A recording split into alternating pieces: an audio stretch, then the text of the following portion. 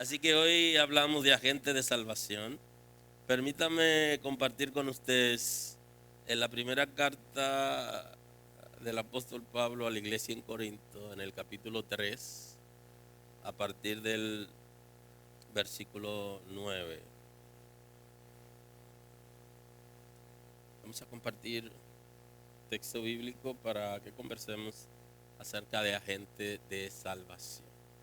Así dice el texto en el nombre de Jesús. El que planta y el que riega son una misma cosa, aunque cada uno recibirá su recompensa conforme a su labor. Porque nosotros somos colaboradores de Dios y vosotros sois labranza de Dios, edificio de Dios, conforme a la gracia de Dios que me ha sido dada. Yo como perito arquitecto puse el fundamento y otro edifica encima. Pero cada uno mire cómo sobreedifica, porque nadie puede poner otro fundamento que el que está puesto, el cual es Jesucristo. Aleluya. Muy amable. El fundamento es Jesucristo, el Señor. Bendito es el nombre del Señor. Un agente de salvación es una persona elegida por Dios para ser su representante en la tierra. Yo sé que si nosotros llegamos a conocer la revelación escrita, la palabra de Dios, y dejamos que el Espíritu de Dios sobre en nosotros, vamos a poder entender esa cosmovisión. Que es un dichoso, una dichosa, aquella que es elegido por Dios para hacer alguna cosa en la tierra. La dinámica en el antiguo pacto era que había que ser descendiente primero de Abraham, de Isaac, de Jacob y de Leví para poder ejercer alguna función dentro del servicio a Dios y el templo. Los hijos de Gerson, de Coat y de Merari, que son los descendientes de Leví, estaban autorizados para hacer cualquier tipo de actividad en lo ministerial. Es interesante porque cuando ustedes se leen a Jesús y él habla del buen samaritano, esa expresión que se hizo famosa, quien sirve en un momento determinado es una persona que era gentil, porque aquellos que estaban dedicados al servicio en el templo no podían tocar muertos. Y entonces, conforme a la normativa, esta persona que estaba herida, moribundo, cuando viene a ver estaba muerto y en ejercicio de sus funciones no debían tocar muertos. Sin embargo, ese gentil, ese samaritano, aunque Samaria en algún momento fue capital del imperio y fue parte de Israel, ya no era parte de Israel porque ya se había convertido en una ciudad gentil. Aun cuando, si usted se lee la mujer samaritana, se va a dar cuenta que ellos tenían conocimiento de Dios, por cuanto muchos de ellos eran descendientes también de Jacob y de Israel. Ahora el Señor, yo quiero hoy que pensemos en nosotros en términos personal y que nos olvidemos de ver como casi siempre pasa que estamos pendientes del otro, qué hace el otro, qué está haciendo, sino quién tú eres realmente y qué privilegio nos ha dado Dios por medio de Cristo para que nosotros podamos no solo recibir la salvación, sino poder ser agente de salvación.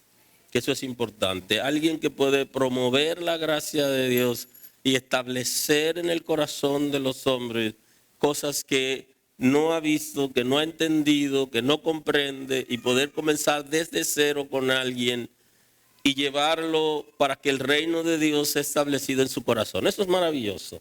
No todo el mundo tiene esa visión ni tiene esa capacidad, pero Dios ha elegido mucha gente para que podamos hacer esa actividad. A quien el Señor guía por medio de su Espíritu Santo con el propósito de que se mantenga enfocado en los principios del reino. Y yo creo que esto es aquí donde está la gran dificultad que nosotros vivimos como hijos de Dios, y es que nosotros nos distraemos continuamente. Nos desenfocamos continuamente del propósito, del llamado, nos desestabilizamos como tan fácil por asuntos emocionales. El Señor también nos ha creado con emociones y nos ha creado también con debilidades. Es el concepto de creados al sexto día. Pero deberíamos estar pensando en la necesidad que hay cerca de nosotros, de lo que Dios ha puesto en nosotros, de lo que Él quiere que nosotros hagamos y no necesariamente en aquello que nos enreda en el momento. Porque somos distraídos continuamente del propósito de Dios y esa distracción tiene su consecuencia. El Señor nos ha elegido y nos guía por medio de su Espíritu Santo para que podamos cumplir el propósito y nosotros estar enfocados.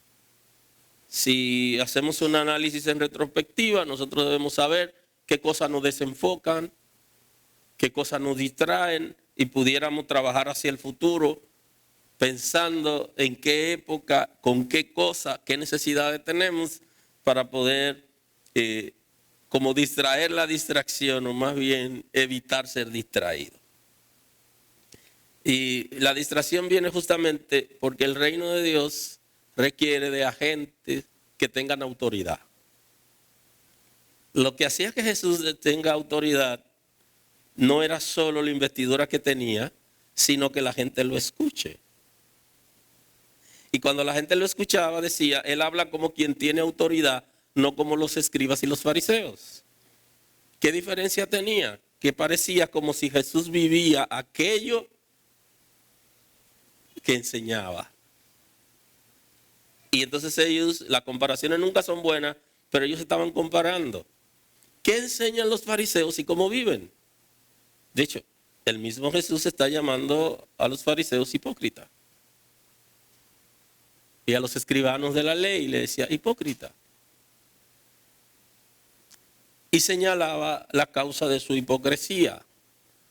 Dice, ponen carga sobre los demás y ellos no son capaces de moverla, ni con un dedo. O sea, enseñan cosas interesantes. Dice, todo lo que le enseñen, vívanlo, pero no lo imiten, no vivan como ellos. O sea, enseñaban cosas buenas, pero no vivían eso. Y entonces la autoridad viene dada en función de que nosotros seamos capaces de vivir aquello que enseñamos y que hemos creído. Aleluya. El segundo nivel de autoridad está muy ligado a lo que en el infierno se dice. Ustedes saben que nosotros hemos enseñado que Satanás es padre de mentira, eso lo establece la Escritura, y que él habla mentira, pero él también habla verdades. Porque él, padre de mentira, su trabajo es mentir y dice una verdad cuando quiere avergonzar a alguien, pero él también habla verdades. Entonces, la autoridad en términos espiritual viene dada en función del nivel de obediencia. ¿Qué tanto yo puedo obedecer a Dios? Y entonces el infierno te va a respetar. Porque el infierno no puede conocer nuestros pensamientos excepto que Él nos influencie los pensamientos. O número dos, que esos pensamientos se traduzcan en el mundo físico en acciones. Cuando yo estoy haciendo algo y Él sabe lo que yo estoy pensando. Pero Él no va a interpretar lo que yo estoy pensando si yo no doy chance para que Él vea mis acciones. Ahora, Él sabe lo que yo hago. Él sabe lo que yo digo. El infierno conoce muy bien nuestras actividades y sabe quién tiene autoridad y quién no. Lo conoce bien. Y entonces sabe, Él va a atacar como quiera y va a intentar corrompernos. Ese es su trabajo. Claro, nosotros en la iglesia pensamos que Satanás está pensionado. Él se pensionó ya. No, él no se ha pensionado. Él está haciendo su trabajo. ¿Y por qué es que tú estás gritando si ese es el trabajo de él? Ahora, ¿estás tú haciendo el tuyo? ¿Estamos nosotros haciendo el de nosotros? Eso es importante. ¿Cuándo se pensionó Satanás? ¿Cuándo se durmió? No. Ahora, nosotros sí nos distraemos, nosotros sí nos descuidamos. Entonces, para tener autoridad en términos espiritual, usted tiene que estar en obediencia a lo que la palabra de Dios enseña. Por eso, hoy usted debería pensar, ¿qué cosa dice la palabra que todavía yo no puedo obedecerla. Porque las áreas que tú no obedeces, el enemigo lo conoce. Y entonces eso hace que tu autoridad espiritual merme, baje. Porque la autoridad viene dada en la medida que nos mantenemos en la obediencia a los principios y cerramos toda puerta del pasado y que se abre a través de la naturaleza concupiscente. Todo lo que tiene que ver con nuestra vida pasada, que no conocíamos a Dios, debimos haberla dejado atrás. Ahora, cada vez que nosotros retrocedemos en el tiempo a vivir lo que antes vivíamos, que no se corresponde con la investidura de hijo de Dios, entonces nos quita autoridad. Y un agente de salvación debe tener autoridad. Debe tener doble autoridad. Debe tener autoridad entre la gente y tiene que tener autoridad espiritual. Porque si no, no podrá llevar a cabo el proyecto de Dios. Porque el proyecto de Dios debería superar nuestros proyectos personales. Sabemos que no es así, que nosotros estamos envueltos en muchas cosas personales que no son malas en esencia, pero que Dios no es necesariamente tan importante como esos proyectos. Debería superarlo. Y Jesús nos enseña sobre este principio. Y ese principio se llama el orden de las prioridades. Las prioridades, según la Sagrada Escritura, están ligadas al concepto 1A, reino de Dios y su justicia. El reino de Dios y la justicia debería ser lo primero. No es lo primero en nuestras vidas, entonces hay problema. Un agente de salvación debe tener como su orden de prioridad Dios y el reino. Nosotros oscilamos continuamente entre qué es nuestra prioridad. Y cada día deberíamos ver al final del día cuál fue nuestra prioridad en ese día que está pasando. Y nos daremos cuenta que tanto oscilamos entre la prioridad, Dios como prioridad, y nuestros intereses como prioridades. Si somos capaces de ver eso, nosotros entonces cada día trabajaremos para obedecer y para tener autoridad. ¿Qué tanto bajamos la mirada de lo espiritual a lo natural? Los agentes del infierno intentan continuamente distraernos para que no se cumpla el propósito de Dios. Si tú eres un agente de salvación, si te ve como Dios te ve, tú eres un peligro para el infierno. ¿Y qué va a hacer el infierno? Que va a tratar de distraerte para que tú no puedas cumplir el propósito porque tú eres un peligro. ¿Por qué tú eres un peligro? Bueno, porque tú eres especie de un revolucionario que siembra la semilla en la masa para que se subleve. Cada vez que le predica a alguien, tú le estás diciendo, sublévate al reino de las tinieblas. Cada vez que disipula a alguien, que le habla la palabra de Dios a alguien, tú le estás diciendo que se subleve a las tinieblas.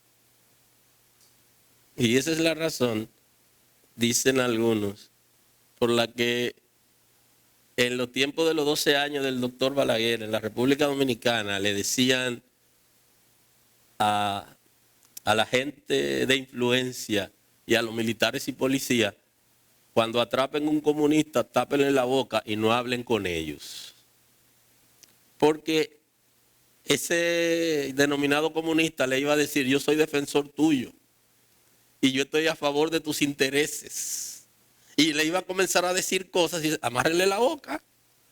¿Por qué? Porque no pueden escucharlo, porque era un peligro. Tú eres un peligro para las tinieblas, porque tú vas a hacer que la masa, que la gente se subleve al yugo de esclavitud que Satanás en ceguera lo ha sometido y que nosotros alguna vez estuvimos sometidos ahí. Bendito es el nombre del Señor. Bendito es el nombre del Señor. De manera que nosotros estamos, no solamente nos hemos sublevado a nosotros Y ojo con eso, porque hay gente que son cobardes, están en la iglesia y tienen miedo. Y hay una pregunta que yo te digo, si Satanás no te mató cuando tú estabas al servicio de él y que tú le pertenecías, ¿te puede matar ahora? Si Dios dice que te va cuando Dios diga que te vaya. Pero él no puede contigo porque ni siquiera te pudo destruir cuando estabas sirviéndole y en ceguera. Ahora, ¿por qué tener miedo? Aleluya. Aleluya. Y entonces Jesús te dice, nadie puede arrebatarte de mis manos. Ahora la pregunta es, ¿estamos en la mano de Dios? Muy importante. Si tú estás en la mano de Dios, nadie puede arrebatarte de sus manos. Ahora, si tú no estás en la mano de Dios, procura que tú caigas en sus brazos. Entonces esa distracción es una dinámica que se va a producir continuamente con aquellas personas que son elegidos como agentes de salvación. Porque mientras más distraídos estamos, menos hablamos de Dios, más vergüenza tenemos, más miedo tenemos, estamos llenos de temores y no somos capaces de levantar la cabeza porque sabemos que hay áreas de nosotros que no podemos controlar y que hay cosas que no estamos haciendo bien y que el enemigo se aprovecha de esa coyuntura. Los agentes del infierno intentan continuamente distraernos y eso está debidamente comprobado en la Escritura para que el propósito de Dios no se lleve a cabo. Porque el enemigo quiere que tú te quedes corto, que tú te quedes corta. Y lo más interesante es que nosotros sabemos qué tan corto nos estamos quedando con lo que estamos haciendo. ¿Qué tan afanados estamos en las cosas materiales? ¿Y qué tan pocos interesados estamos en que Cristo sea nuestra prioridad? Y eso va en detrimento a la gente que tiene necesidad. ¿Cuántas personas dejan de recibir de nosotros lo que nosotros debemos darle porque nosotros estamos distraídos en otras cosas? Inclusive, está la distracción interesante que es a veces los mismos hermanos se distraen uno con otro. O hermanos que provocan distracción entre los hermanos. De alguna manera, hay un interés a veces de que Dios nos use a nosotros como usa a otra gente y Dios quiere usar a cada quien de una manera particular. Y entonces a veces servimos de obstáculos para el desarrollo de la gente. ¿Por qué? Porque pensamos en nuestros intereses, porque pensamos en que debió usarme a mí y de que si yo no lo puedo hacer, pues no se va a hacer. Al final ni siquiera es con la persona, es con el reino de Dios. Nosotros estamos sirviendo de obstáculo al reino de Dios. Aleluya. Por eso se producen las distracciones internas y externas. Internamente en nosotros y también internamente como iglesia. Y externa porque el enemigo quiere atacar. Entonces, si nosotros somos agentes de salvación, ¿qué interés deberíamos tener si no el éxito de la obra de Dios? Para que haya éxito tiene que ser conmigo. Eso no es la verdad de Dios. Para que haya éxito tiene que ver con Dios y yo debo apoyar a todo aquel que está teniendo éxito en Dios porque yo soy parte del reino de Dios. ¿Cómo lo ve el apóstol Pablo cuando escribe a los Corintios? Él habla de una frase interesante y él habla de colaboradores de Dios. Dice, compañero de trabajo o cooperador. Eso es lo que somos con el Señor. Trabajar unidos con Dios y otros creyentes, codo a codo, con Dios y con los hermanos, en una misma misión.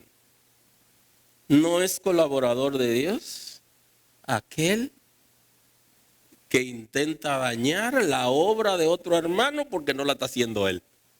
Jesús dice que el que no recoge con él, desparrama. O sea que de alguna manera nosotros estamos sacando del macuto y tirando. ¿Los intereses de quién representamos? Ojo con eso. Y eso es una verdad que debemos adentrar en nosotros, en nuestro espíritu y en nuestras emociones. Y nuestra mente tiene que hacer ejercicio. Cuando nosotros nos oponemos al desarrollo de algo o de alguien que tiene que ver con Dios, nosotros dejamos de ser colaborador de Dios, dejamos de ser compañero o cooperador. Lo que deberíamos pensar hoy es en qué momento hemos sido enemigos de Dios porque no hemos estado de acuerdo con alguien a quien Dios está usando. La palabra debe producir en nosotros arrepentimiento. Y si no produce arrepentimiento, perdemos el tiempo. Cada vez que usted se molesta, impide o se vuelve observador frente a un fenómeno espiritual de lo que Dios está haciendo, o usted se niega a participar porque usted no es parte, usted no es colaborador. Usted no es cooperador. Usted no trabaja unido con Dios y con otros creyentes, codo a codo, con una misma misión. Usted busca intereses personales. El brillo que llena el ego de que yo estuve ahí, yo fui parte y yo lo hice. Arrepiéntase. Para que la misericordia de Dios lo visite y el Señor comience a ser su prioridad. Porque cada vez que eso ocurre, usted impide el desarrollo de la obra de Dios y usted en vez de ser agente de salvación, usted es impedimento para aquellos que asumen la responsabilidad. Colaboradores de Dios, el apóstol Pablo está hablando de sinergia divina, se llama. No solo Dios utilizará nuestra fuerza, sino que seremos impulsados por el Espíritu de Dios para lograr aquello que Dios se ha propuesto hacer. Y que nosotros somos parte como agentes para que Dios lo haga a través de nosotros, de alguien alrededor de nosotros a quien nosotros debemos apoyar como si fuera nosotros mismos. Aleluya. Y deberíamos pensar en eso. En esta casa necesitaríamos sinergia divina. Y ojo con eso. Necesitamos que se desarrolle en esta casa sinergia divina. Donde usted asume la responsabilidad del arrepentimiento y de entender que en algún momento no ha querido el progreso de algo, de algún ministerio, de alguna actividad, usted se hace escondido o ha dejado de participar porque usted está hablando del lado contrario. Y eso, la sinergia va a acabar con eso. Porque usted va a ser colaborador de Dios, usted va a ser parte de la dinámica de Dios y podrá comprender lo que el Espíritu de Dios quiere hacer con alguien y que usted gana con eso. Porque usted es parte de la misión de Dios. Usted es parte de ese equipo. El apóstol Pablo habla que somos colaboradores de Dios. Formar un equipo con Dios, pero formar un equipo con los hermanos. Yo no puedo formar un equipo con Dios y no ser parte del equipo con los hermanos. Aleluya. Aleluya. Aleluya. Si yo soy un equipo con Dios, yo soy un equipo con los hermanos. Con los hermanos que tienen los intereses de Dios y que son agentes de salvación. Y si no, entonces yo no formo equipo con Dios. ¿A quién no le gustaría formar un equipo con Dios? Pero, ¿por qué no formamos equipo con los hermanos? Y entonces ahí entran los tres conceptos básicos. Unidad del espíritu, unidad de propósito y unidad de la visión. Si tu espíritu, si el Espíritu de Dios está en ti y está en mí, aleluya. Entonces debería haber unidad en el Espíritu de Dios porque los intereses son los mismos y el proyecto es el mismo. O el Espíritu que opera en ti y el que opera en la hermana no es el mismo, entonces hay problema. Porque ¿cuál de los dos tiene el Espíritu de Dios? ¿El que está involucrado en el proyecto de Dios o el que hace la contra en el proyecto de Dios? Lo interesante es que el arrepentimiento produce restauración y nos trae de nuevo al camino colaboradores de Dios. Dice el apóstol Pablo. Formar un equipo con Dios, un equipo con los hermanos, para poder vivir la unidad del espíritu, la unidad de propósito y la unidad en la visión. Jesús en su oración, Él habla de la unidad del espíritu. Y Él está estableciendo que si la unidad del espíritu no se produce en nosotros, según la oración del capítulo 17 del Evangelio según San Juan, recoge el evangelista Juan, la oración de Jesús en el capítulo 17. Y Él está diciendo que el mundo va a creer que nosotros somos de Dios cuando la unidad que hay entre nosotros sea la misma unidad que existe en la Trinidad. Y hoy decimos, wow, eso es mucho pedir, ¿eh? Diga, mucho con demasiado, ¿no? Eso es mucho pedir, pero bueno, esa es su oración. Que de la misma manera que existe la unidad en la Trinidad, entre nosotros se produzca esa unidad. Y en la pregunta, ¿por qué no somos efectivos como agentes de salvación? ¿Por qué la iglesia no es efectiva como agente de salvación? Búsquelo en el capítulo 17 y le va a decir una característica, una causa por la que no somos. Y esa causa es la unidad. No es mucho pedir por Cristo, decir que de la misma manera que existe la unidad en la Trinidad de Dios, tres personas, una sustancia, una sola voluntad, decir que la iglesia, que sus seguidores vivan en unidad. Hay lo que se conoce como la unidad en la diversidad. Nosotros pensamos diferentes, tenemos intereses diferentes, pero tenemos un mismo propósito que es espiritual. Y ahí entra la unidad en la diversidad. Yo tengo una formación diferente, yo veo la cosa diferente, pero como eso es para Dios y es en Dios, entonces yo me uno.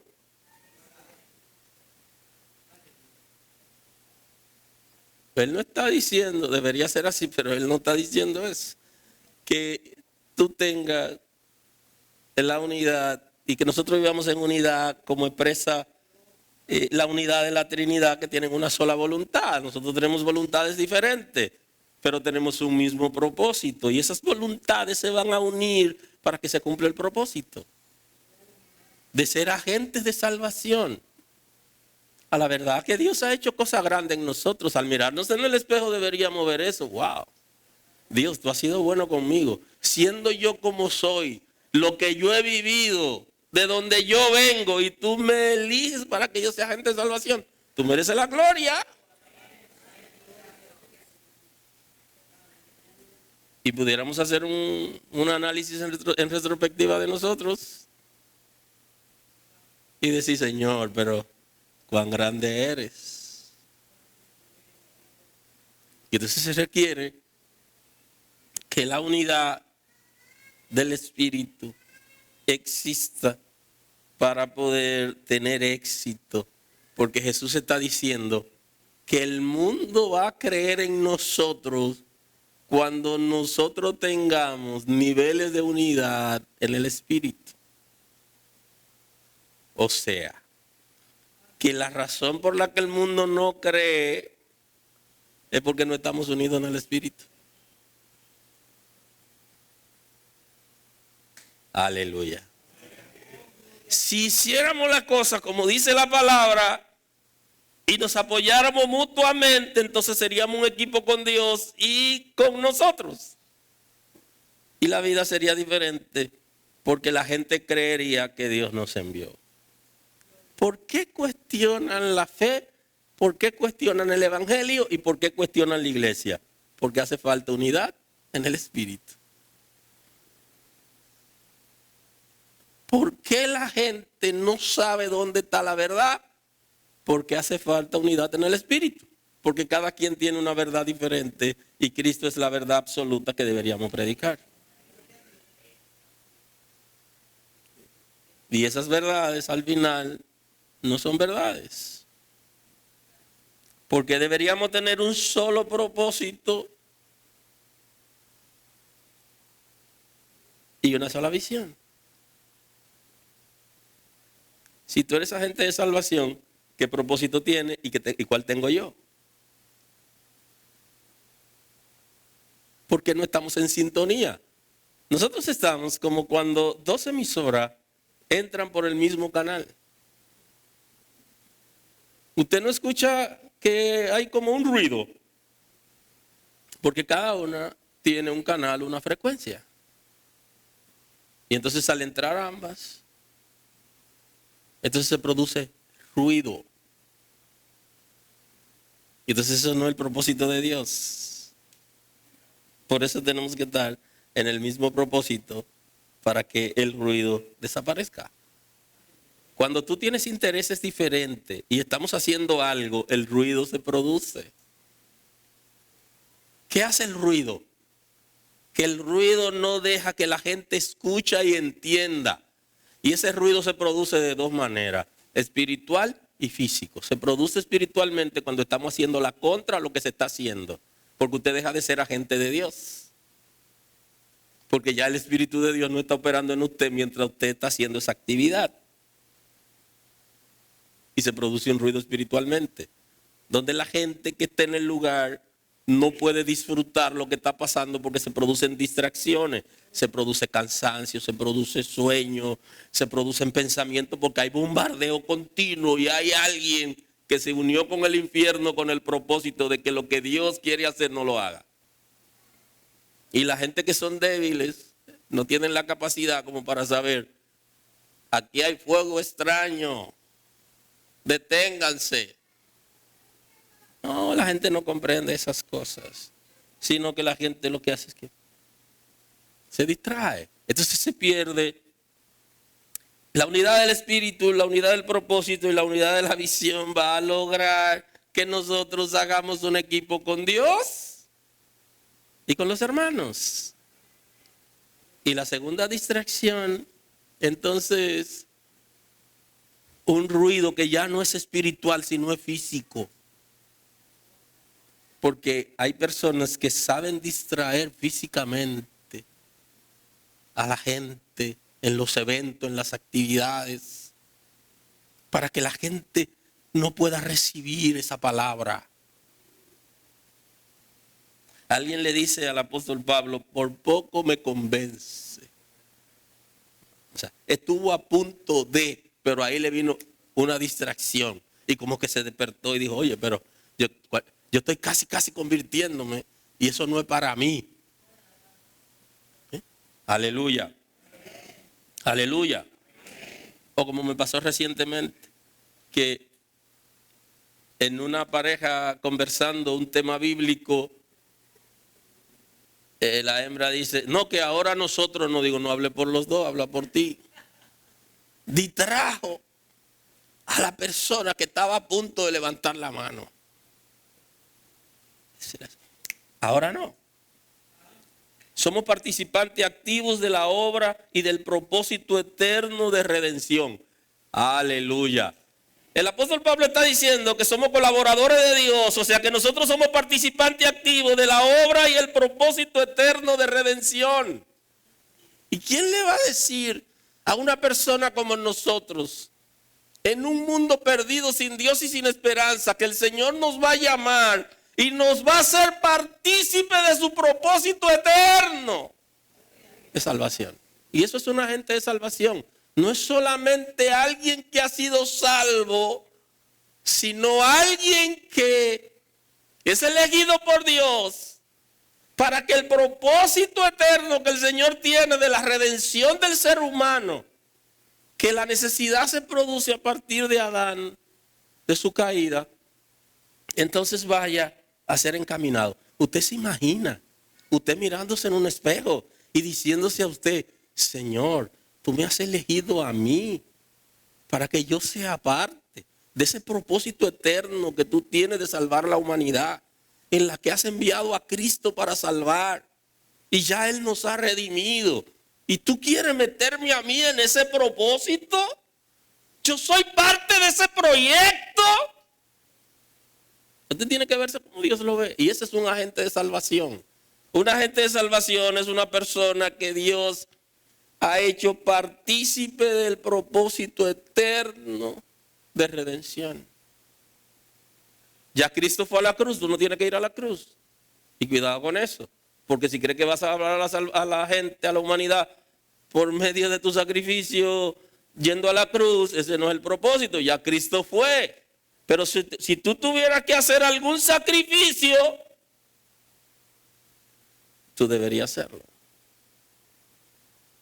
Aleluya. Pero no para salvar a la humanidad, sino porque tú eres parte del propósito eterno de redención. Y algún sacrificio que pudiéramos hacer, ¿sabe cuál es?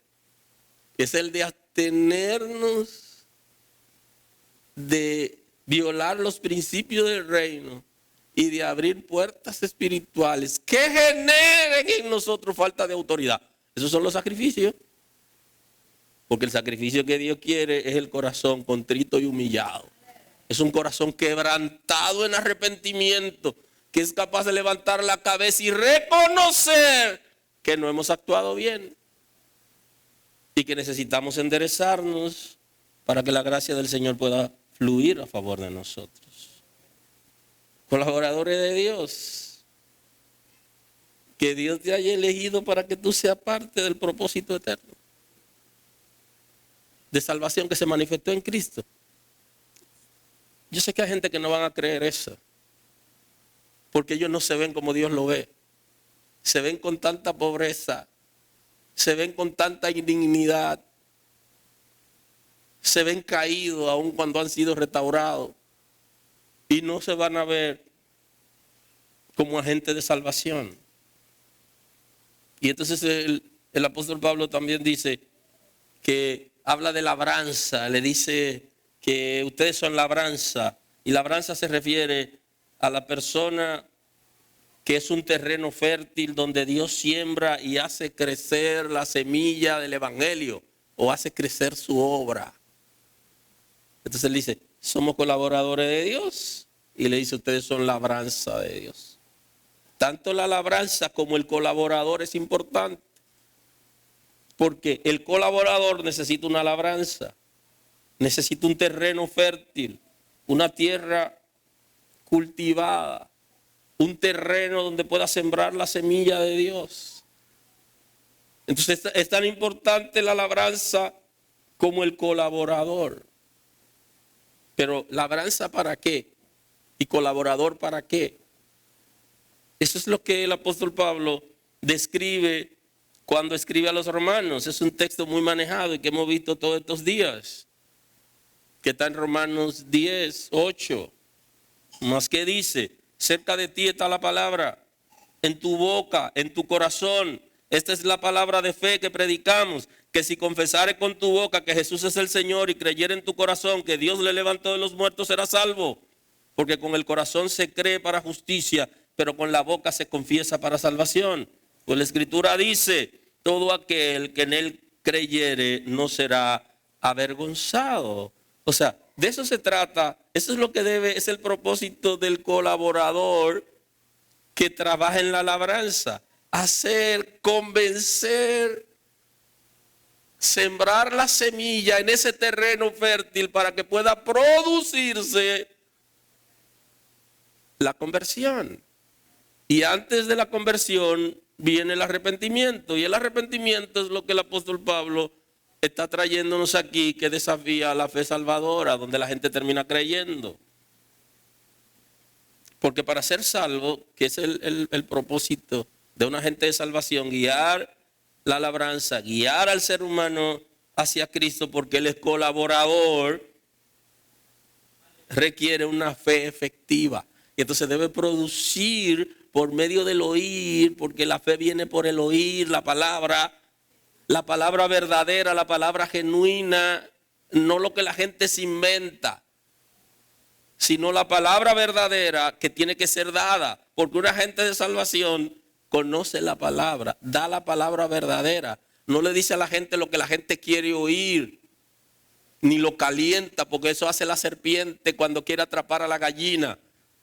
que en medio de la noche fría le sopla aire caliente para que ella se vaya acomodando y terminar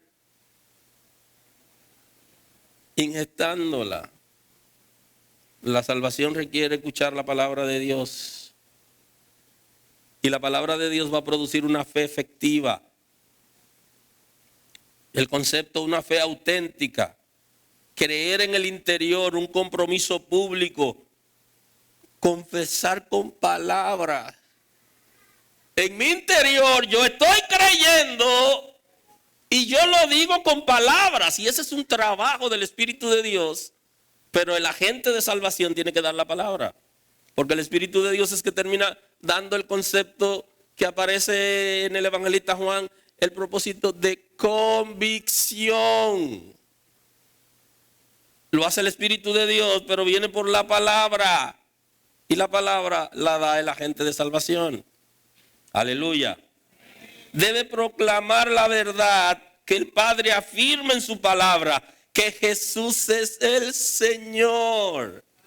Porque no hay otro nombre bajo el cielo dado a los hombres en el que puedan ser salvos. Ya lo ha proclamado el Padre en su palabra. Y eso es lo que interiormente se va a producir por medio de la enseñanza de la palabra sana. Y va a generar una fe activa en el corazón y va a ser expresado con palabra. Lo que yo creo. Y si vamos a palabra, los creyentes están diciendo muchas cosas que hay que ver si creen eso que dicen. Y si esa es su prioridad lo que están diciendo. Aleluya. Debe haber acuerdo entre lo que hay en el corazón y lo que profesamos. Está diciendo el apóstol Pablo. Tiene que haber un acuerdo entre lo que se dice por medio de la palabra y lo que hay en el corazón. Y entonces aparece comenzar a confiar y depender totalmente del Señor Jesús para salvación. Y eso es lo que hace la persona cuando le damos la palabra. ¿Por qué salvación? Porque va a generar seguridad. La salvación va a generar seguridad, no inseguridad. Por eso en la iglesia, siempre tenemos que decirlo, hay gente que está inseguro. La salvación genera seguridad de Dios. Ser librado del infierno y de su gobierno. Ya cuando somos salvos no somos gobernados por Satanás y los demonios. El infierno no nos gobierna. Así que cualquier comportamiento que sea infernal en nosotros no nos pertenece y no debemos dejar que sea un comportamiento habitual. Porque no nos gobierna el infierno. Restaura la salud espiritual y emocional y es el concepto de liberación. Porque la salvación trae liberación. Y cuando confesamos lo que tenemos en el corazón, que Jesús es el Señor, lo estamos viendo como la palabra nos lo está enseñando, nuestra vida entonces comienza a dar un giro. Porque somos liberados por el Espíritu de Dios. Somos sanados emocionalmente. Y nos mantenemos en seguridad y la protección divina. Y entonces un agente de salvación quiere llevar a las personas, el colaborador de Dios, que es agente de salvación, quiere llevar a la labranza a que se convierta también en un agente de salvación. Pero para eso la persona tiene que tener conocimiento de causa. El Espíritu de Dios lo va a convencer, pero por medio de la palabra lo vamos a llevar para que tenga esta seguridad de la protección divina. Pero a veces nosotros que estamos predicando la palabra generamos inseguridad entre nosotros y en lo que decimos y no creemos necesariamente que estamos en los brazos de Dios, que nadie puede separarnos de sus manos, que Él tiene cuidado de nosotros y que el gobierno del Espíritu de Dios es nuestro gobierno. Aleluya. Hay una palabra clave que habla de soteria, que implica la liberación, bienestar completo y perseverancia. Entonces nosotros somos salvos porque el Señor lo ha hecho, pero nosotros somos agentes de salvación. Guiamos a la gente para que entre en un nuevo estatus, en el estatus de ser salvo. Porque hay que reconocer que Jesús posee toda la autoridad o la autoridad suprema del universo. Y eso es lo que pasa cuando la gente confiesa a Jesús.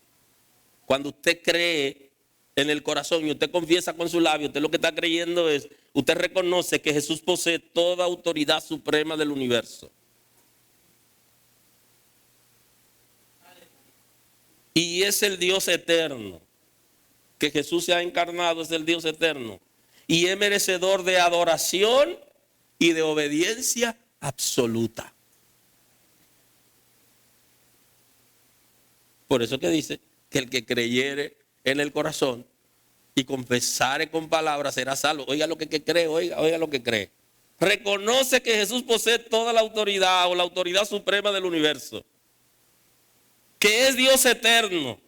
Que es merecedor de adoración y de obediencia absoluta. Y usted dice, pero hay gente en la iglesia que tienen años y no han entendido que hay que obedecer al Señor y que el Señor merece obediencia absoluta.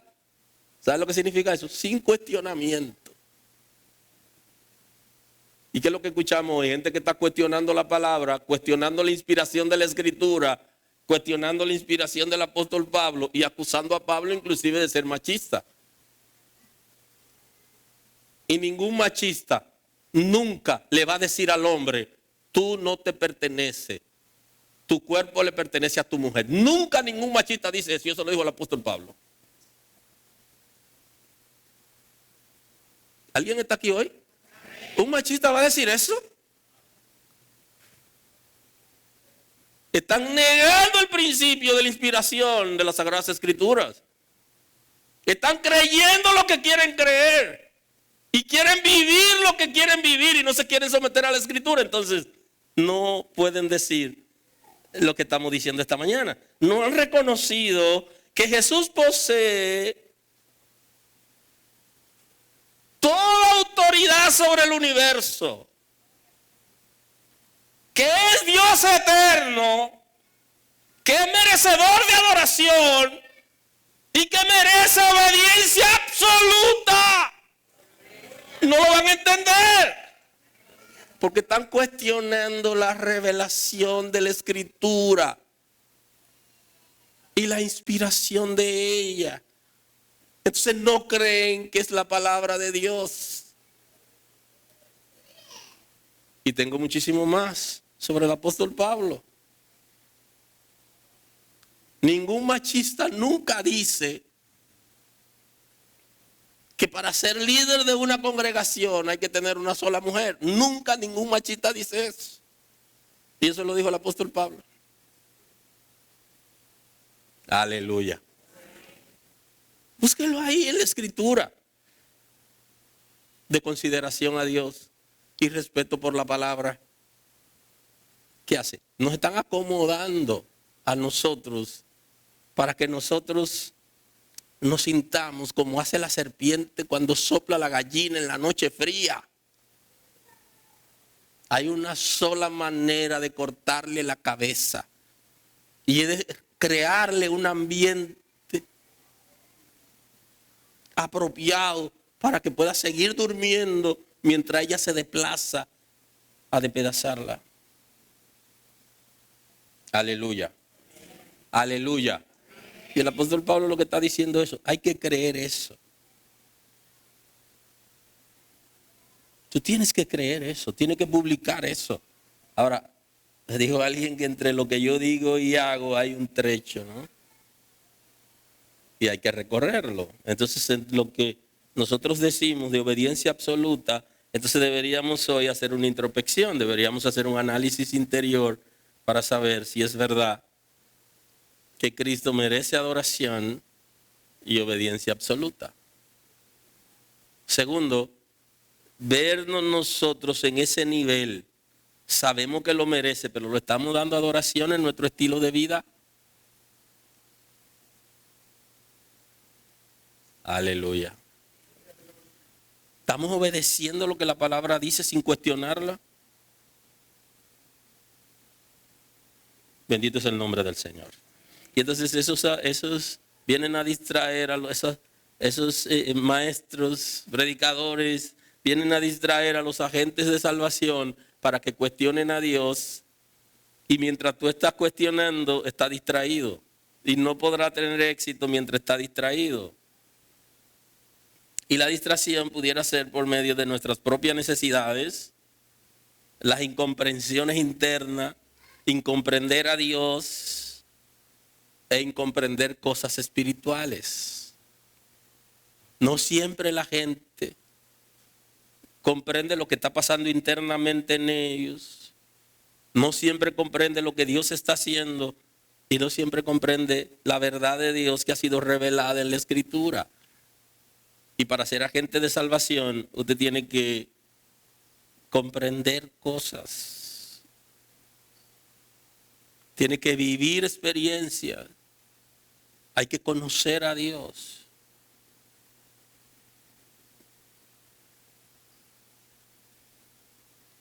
Una de las cosas que piensa el enemigo con relación a la distracción y la estrategia es que él cree que podemos desertar del propósito, desertar de la intención, desertar de ser agente de salvación. Y dice, bueno, y literalmente hay mucha gente que ya han desertado. Aleluya. Literalmente hay gente que desertaron hace mucho y no abren su boca para hablar de Dios.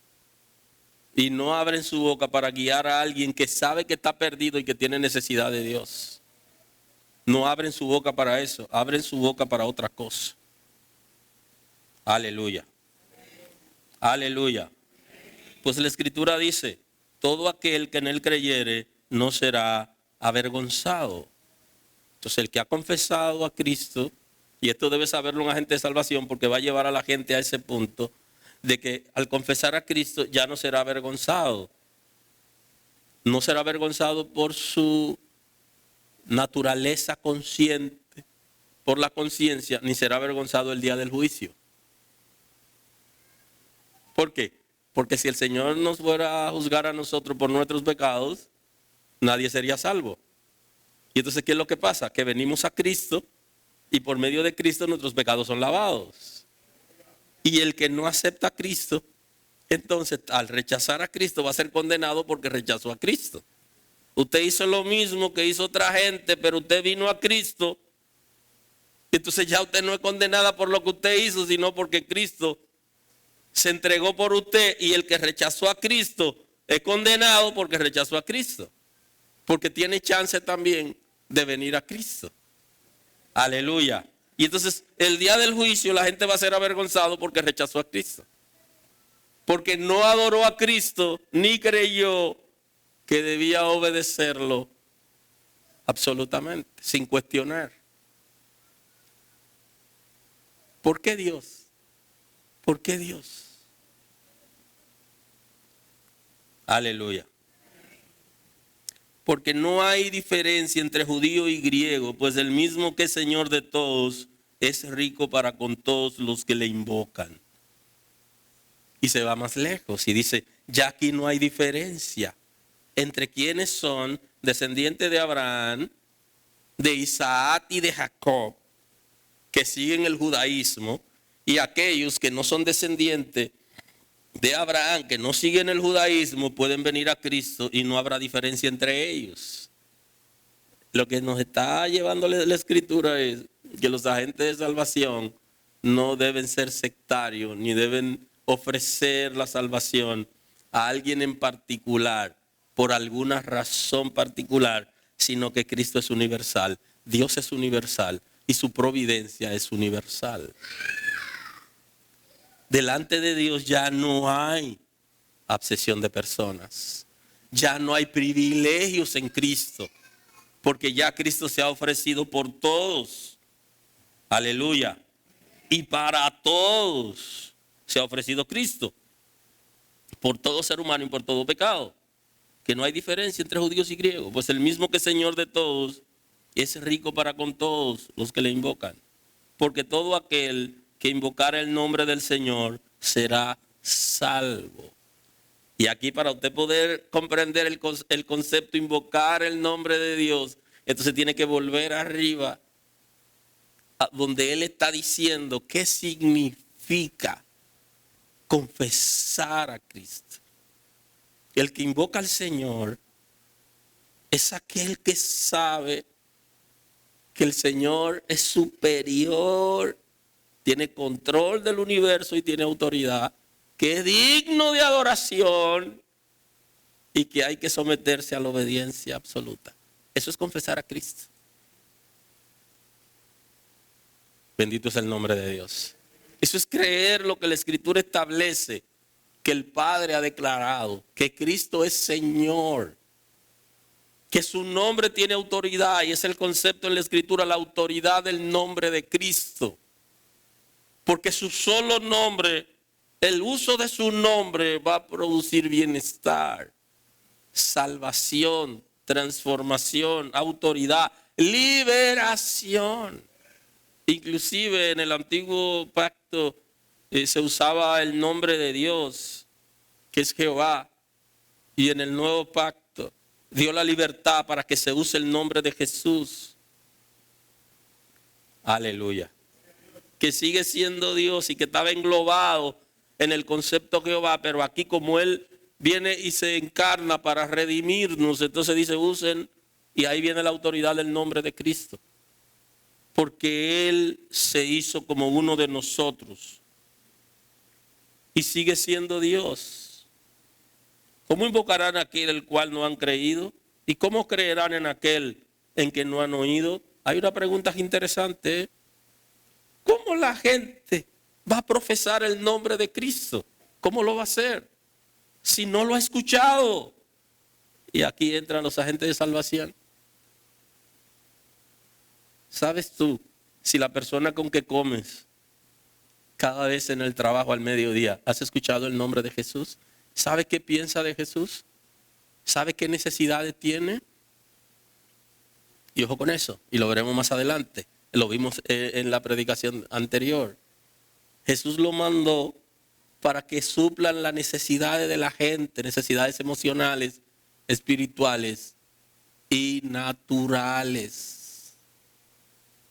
Por eso le habla de liberación. Por eso le habla de, si es necesario para que la palabra llegue, que hablen la lengua común, que tengan un código común con la persona que le van a predicar. Y ese código común es la lengua, el idioma o el dialecto. Y por eso le dio autoridad para que la gente sea liberado de espíritu de maldad. Pero también le dijo, vayan y sanen a los enfermos, porque había necesidades espirituales, emocionales y naturales. Y le dice, vayan e investiguen cuál es la necesidad de la gente y busquen solución. Están investidos, tienen autoridad para que ustedes vayan a llevar la palabra y observen la necesidad de la gente. Nuestro nivel de ceguera puede ser tan grande que alguien que coma con nosotros al mediodía en la misma mesa tenga una necesidad y nosotros no descubramos cuál es su necesidad. Que alguien que coincida con nosotros en alguna asignatura en la universidad o en algún trabajo o una relación circunstancial, nosotros no descubramos cuál es su necesidad. Y la investidura para los agentes de salvación, lo primero que usted tiene que saber es cuál es la necesidad de la gente para usted saber qué le va a dar. Y la investidura incluye la autoridad para 3 tipos de necesidades. Y ambas usted tiene que hacerlo. ¿Cómo invocarán a aquel del cual no han creído? ¿Y cómo creerán a aquel que no han oído? Dejaremos de decirle a la gente, son incrédulos, son payasos. Antes de decir, tú tienes que darle la palabra para saber, porque Cristo cuando vio la multitud, dijo, ellos están como ovejas que no tienen pastor. Lo que está diciendo, la vida que esa gente lleve porque no tiene quien le dé la palabra. ¿Alguien está aquí hoy? Pero es más fácil para nosotros juzgarlo. Pero ¿cómo van a creer si tú no le hablas de Dios? Ah, porque para eso Dios te eligió como agente de salvación. ¿Cómo irán sin haber quien le predique?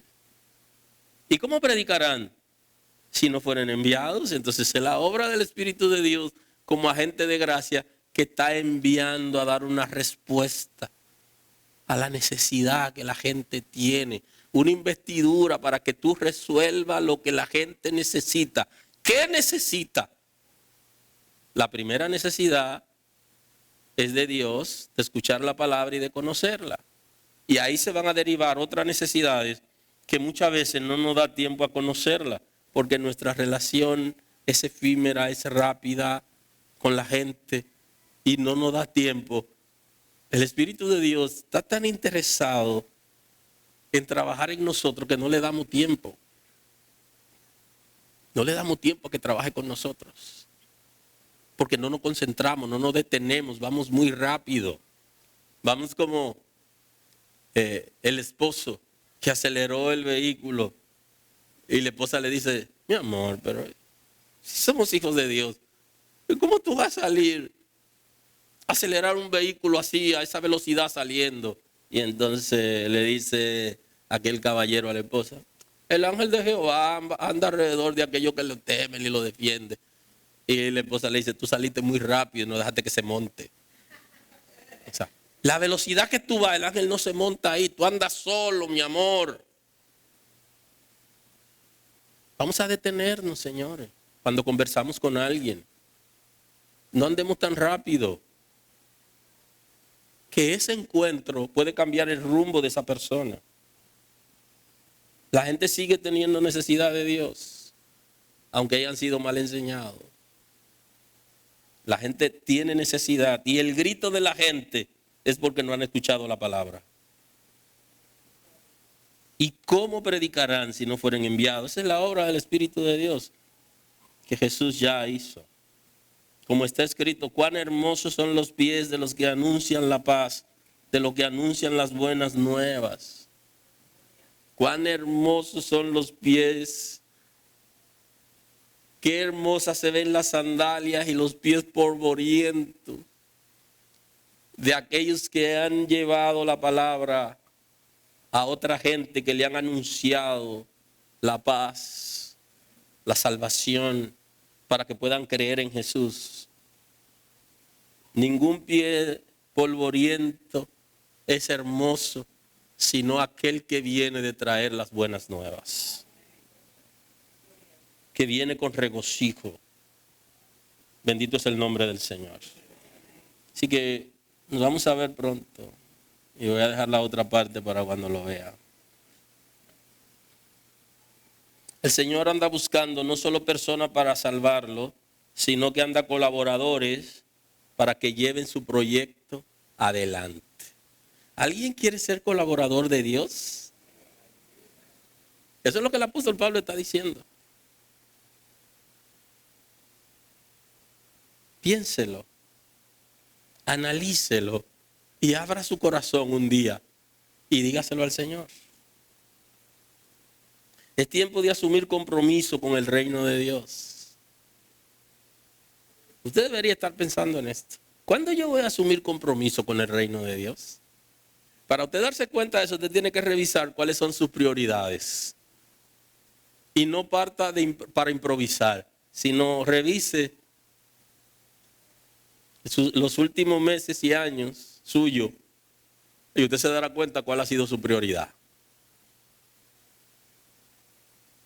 Y ahí usted se dará cuenta si hoy es un buen día para que usted asuma compromiso como agente de salvación, que asuma compromiso en el reino de Dios. La palabra hoy nos desafía para depender de Dios a la hora de guiar a otros con el propósito de ser salvo. Mi compromiso no es guiar gente, mi compromiso es guiar gente para que sea salvo. Por eso el día que yo deje de confrontarlo, que comience a pensar que lo están acomodando. Usted no está aquí para que yo lo guíe, usted está aquí para que yo lo guíe al Señor y que usted sea salvo.